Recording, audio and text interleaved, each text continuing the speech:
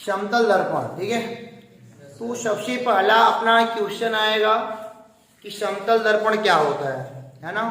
अभी तक हमने देखा था अवतल दर्पण क्या होता है, उत्तल क्या होता है। तो आपको बेटा मैं रिवाइज करूँ थोड़ा सा। तो अवतल दर्पण क्या होता है, जिनका मतलब कि दबा हुआ तल परावर्तक होता है, उभरा क्या होता है, कलई करारी, ठीक है ना।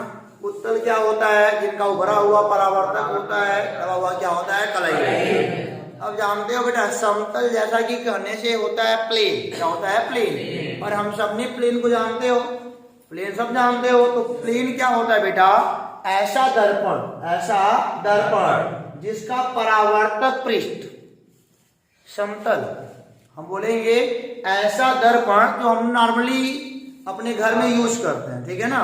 तो जो घर में यूज करते हो, कभी आप उनको मतलब कि प्लास्टिक का कवर हटा के देखोगे तो पीछे बेटा ब्राउन टाइप का कुछ कलर दिखाई देगा, नहीं मतलब ये होता है पेंट लेड ऑक्साइड का नॉर्मली।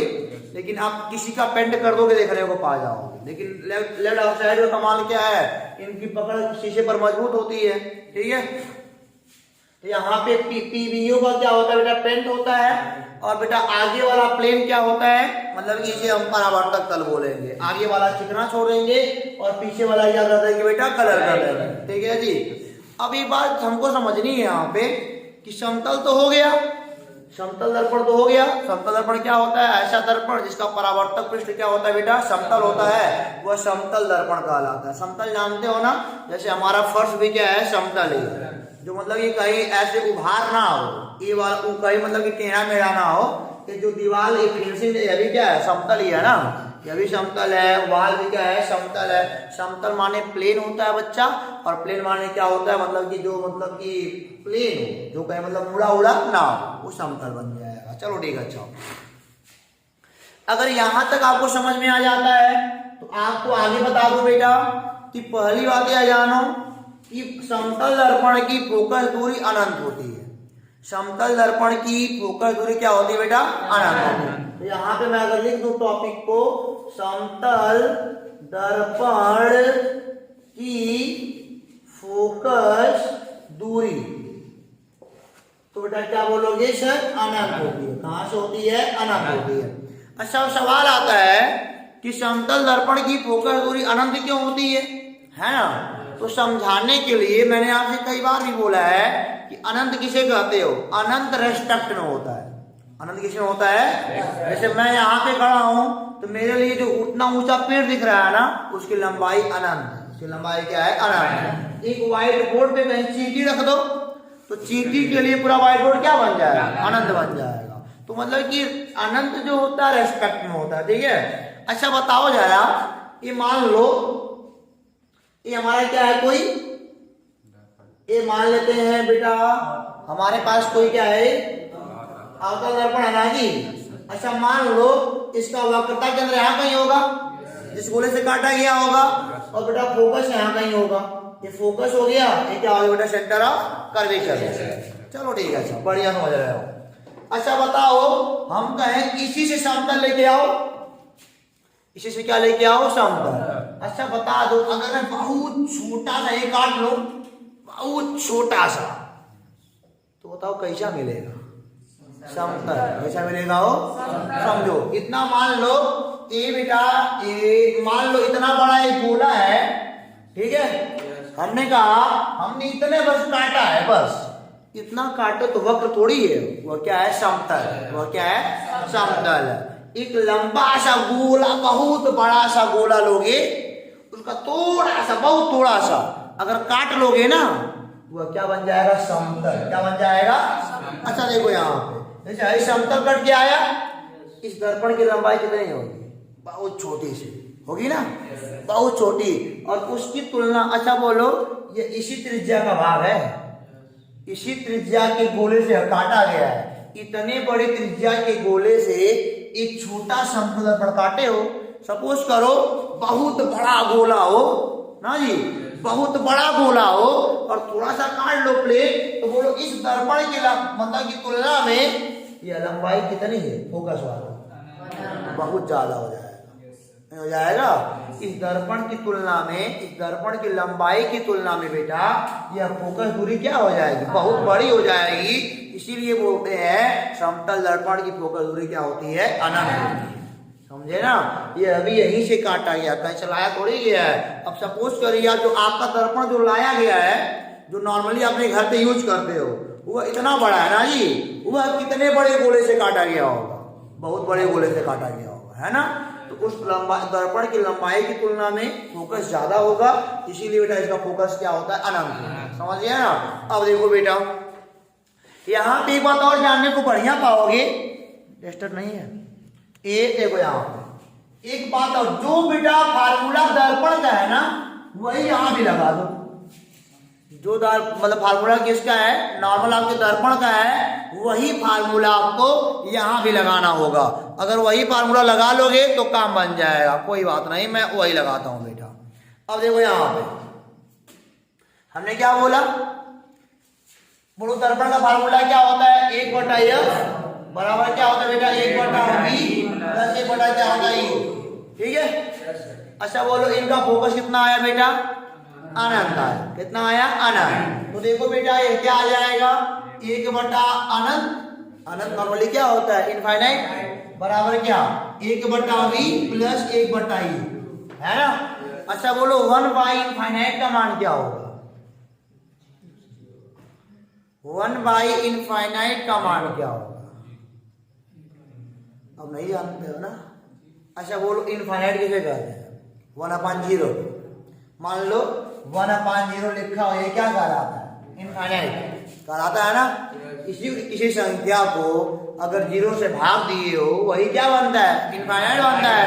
अच्छा बोलो इसका आंसर पूरा कर लो, 1/1 कर लिया। और इनफाइनाइट का मतलब क्या होता है बेटा, 1/0 होता है ना, बराबर क्या 1/u प्लस क्या 1/v, हो गया ना। अच्छा बोलो पहले का चौथा, दूसरे का तीसरा। अब क्या पढ़े हो, पहले का दुगुना करोगे 0/1 आएगा, बराबर 1/u प्लस क्या 1/v आएगा। अब देखो बेटा अब इसका मतलब क्या 0 हो जाएगा ना, 0 बराबर 1/u प्लस क्या 1/v। अब यहाँ पे क्या हो जाएगा, इनको यहाँ लेके आओगे तो बेटा माइनस का 1/u बराबर क्या 1/v, गुणा करोगे माइनस का u बराबर क्या v। यानी कि समतल दर्पण में जितना दूरी वस्तु का होगा उतना इमेज का भी होगा, है ना। इसीलिए होता है, मैं ये लाइन अगर पहले कहा होता कि जहां पे देखो u निगेटिव का है और v प्लस का है, यानी कि मान लो इधर समतल दर्पण है, अगर यहाँ पे बेटा u दूरी पर कोई वस्तु है, u दूरी पर क्या है कोई वस्तु है, ठीक है, तो यहाँ से एक किरण चलेगी। अभी इमेज कैसे बनेगा कैसे नहीं बनेगा ये बाद में जानना होगा। एक किरण चलेगी, अब बेटा v कैसा है बोलो प्लस का, v कैसा है बोलो प्लस का, तो बेटा इमेज कहाँ बन रहा होगा, पीछे, कहाँ बन रहा होगा पीछे, तो निश्चित तौर पे पीछे बनेगा। और समतल दर्पण में जो मान u का है वही मान किसका होगा, v का। अगर ये 5 सेंटीमीटर पर है तो ये अभी कहाँ बनेगा 5 सेंटीमीटर। अब बेटा पीछे बना है तो कैसा बनेगा, आभासी। तो बेटा यहाँ डाट डाट डाट करोगे लो, ऊंचाई उतनी रहेगी। एक बात जान लीजिएगा, आपने अभी पढ़ रखा है कि बेटा u/v बराबर क्या h'/h, है ना। अब देखो बेटा आपने अभी पढ़ रखा, सब वहीं से मैं लेके आ रहा हूँ। आपने पढ़ा है m बराबर क्या h'/h बराबर क्या बेटा माइनस का v बटे क्या होता है बेटा हमारा ये u होता है। कुल कहानी भुला जाइए। अब बोलिए जो मान u का है वही किसका है, v का, है ना। चिन्ह क्या जो रखना पड़ेगा हमको, u नेगेटिव का रखाएगा तो कट जाएगा वो। और हम जानते हैं u 5 है vu 5 है ना, कट क्या है 1। तो बोलो बेटा h' बराबर क्या है, h नहीं आएगा, ऐसे गुणा करोगे h' बराबर क्या आएगा। यानी कि बेटा समतल दर्पण में जो ऊंचाई वस्तु की होती है वही किसकी होती है, इमेज की भी होती है। हमने 3 चीज सीख लिया। समतल दर्पण की फोकस दूरी अनंत होती है, पहली बात। समतल दर्पण के लिए जितना दूरी पर वस्तु होगा उतनी दूरी पर क्या बनेगा बेटा, इमेज बनेगा। दूसरी बात, और समतल दर्पण में जो ऊंचाई वस्तु की आएगी वही बेटा किसकी आएगी, इमेज की आएगी। 3 बात। और हमने बेटा कुछ हमने रटाया नहीं, प्रूफ करवाया है, यहीं से बनता है, यहीं से, ये सब यहीं से होता है। होकर अनंत करोगे u का मान v के बराबर आ जाएगा, और u का मान v के बराबर होने के नाते वस्तु की लंबाई बराबर क्या बन जाएगी, इमेज की लंबाई बन जाएगी। समझिए, कोई प्रॉब्लम नहीं है। अब बेटा आपका समतल अब इतना ही तो कहता है, और हमने क्या बोला, इसका इमेज की प्रकृति कैसी होगी बेटा, आभासी। कैसी होगी ये, आभासी। और रे डायग्राम जो कह रहे हो वो 12 में, रे डायग्राम कहां पर है बेटा, 12 में। रे डायग्राम आपको यहां नहीं मिलेगा। रे डायग्राम फिर भी मैं आपको, मान लो कोई बिंदु वस्तु का, मतलब कोई वस्तु बिंदु के आकार का हो तब बता सकते हैं बेटा आपको, समझिए ना। लेकिन आपको फिलहाल में मालूम पहले क्या हुआ है कि समतल दर्पण की फोकस दूरी क्या होती, अनंत होती है, क्योंकि मतलब कि एक गोले से काटना पड़ता दर्पण को, और दर्पण की लंबाई की तुलना में फोकस बहुत ज्यादा होता है, इसीलिए हम कहते हैं समतल दर्पण की फोकस दूरी क्या होती है, अनंत होती है। आगे हमने देखा u बराबर v बन जाएगा, जितना दूरी पर वस्तु होगा उतने पर क्या बन जाएगा, इमेज बन जाएगा, ठीक है। और हमने बोला h डैश y क्या होता है, h होता है, यानी कि जो लंबाई वस्तु की होगी वही किसकी होगी, इमेज की होगी। अब बेटा इतना अगर हो गया, आपको मैं बेटा एक दिखा रहा हूं कमाल की बात। एक जगह मैं देख रहा हूं, पहले तो थोड़ा मिटा दूं, ये देखना ध्यान से। अगर मान लो कोई रे डायग्राम बनाने का बहुत कठिन नहीं है, बड़ी बड़ी वस्तुओं का रे डायग्राम बनाना, ना ना ना ना, बहुत कठिन थोड़ी है। अगर मान लो घड़ी में 9 बज रहा हो, कितना बज रहा हो, समतल दर्पण रख दो, 9 को बताएगा 3 बज रहा है, उल्टा बताएगा ना जी, तो उल्टा बता, थोड़ा सा उल्टा खाली मतलब ऐसे उल्टा नहीं करता, पैर को ऊपर सर को नीचे नहीं करेगा, उल्टा और दाएं को बाएं कर देता है। दाएं क्या करता है बेटा, ये बाएं कर देता है। अब देखो यहाँ पे हमने बोला, मान लो समतल दर्पण है, और बेटा मान लो यहाँ पे कोई बिंदु वस्तु है, ठीक है, यहाँ पे क्या कोई बिंदु है, बिंदु के आकार की वस्तु को हम क्या बोलते हैं, बिंदु वस्तु। अब देखो यहाँ पे ये पहली किरण चलेगी, तो बेटा परावर्तन के नियम के अनुसार क्या पढ़े हो, मतलब कि ये परावर्तित हो जाएगी, यहाँ निकल जाएगी, यहाँ नॉर्मल बनेगा, जो आपतन कोण बनेगा वही क्या बनेगा, परावर्तन। देखने वाले को क्या लगेगा कि बेटा ये जो रे है कहीं पीछे से आ रही है ना। एक यहाँ से चला लो, कई बच्चे सोच रहे होंगे सर तुम कहीं अपने मन में कहीं चला दे रहे हो, यहाँ तो कुछ है ही नहीं है। बेटा अनुमान से इसको बनाना पड़ता है। समतल दर्पण में रे डायग्राम कैसे बनता है, अनुमान से। अब यहाँ चलेगा, बस ये को ध्यान देना, ये नॉर्मल बनेगा, ये आपतन कोण क्या बन जाएगा, परावर्तन। ये देखने वाले को लगे कहाँ से आ रहा है, पीछे से। इसका इमेज कहाँ बन गया, यहाँ बना नहीं, बना ना, जो बेटा बड़ा डंडा दिखाया था उसका भी इमेज बन जाएगा। लेकिन क्या करोगे अभी जान करके, तुमको जो जानना है जान गए ना बेटा, इमेज ऐसे इसका बनता है। अब देखो पीछे बना, बेटा यहाँ पे केवड़े सही थोड़ी काटी है, सही नहीं काटी है ना, कटाना पड़ा बना करके, ये आभासी इमेज है, और जितना बेटा यू है उतना क्या बन जाएगा, हमारा ये भी बन जाएगा। कोई प्रॉब्लम यहाँ तक नहीं ना, जो बेटा ऊंचाई वस्तु की वही इमेज की। हाँ फोकस तो अनंत है यार, क्या माइनस क्या प्लस, इसमें क्या होगा, अनंत का मान है क्या माइनस क्या प्लस, निगेटिव का 1/0 का तब भी इनफाइनाइट आएगा, पॉजिटिव करोगे तभी क्या आएगा, इनफाइनाइट आएगा। लेकिन अगर पकड़ोगे तो निगेटिव ही आना चाहिए उसको ना जी, लेकिन निगेटिव भी आ सकता है, पॉजिटिव। कौन सा बिंदु, ए वाला, ए वाला क्या नहीं निर्धारित है, जितना दूरी पर ये बड़े होते हैं बनाना पड़ेगा हमें।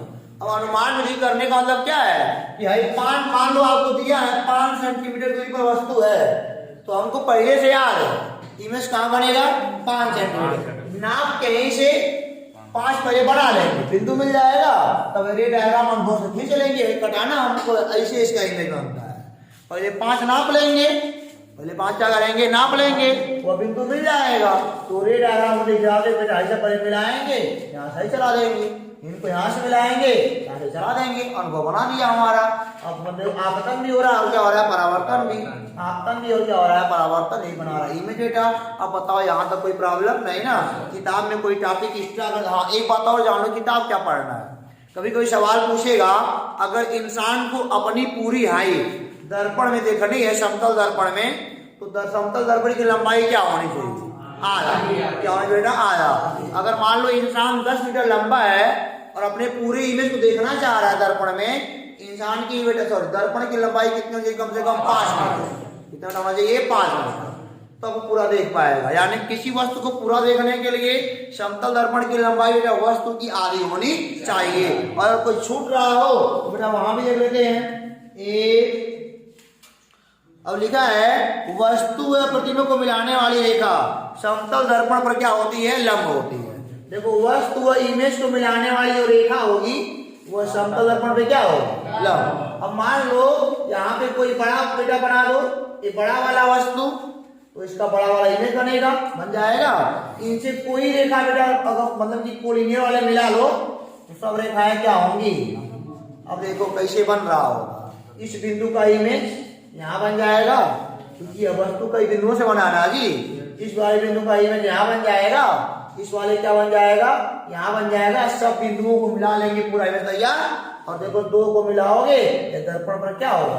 लंबन होगा। ये भी हमने बेटा सीख लिया। और दर्पण के पीछे बनता है, आभासी बनता है, काम खत्म। तो समतल दर्पण बेटा होता है खत्म। चलो।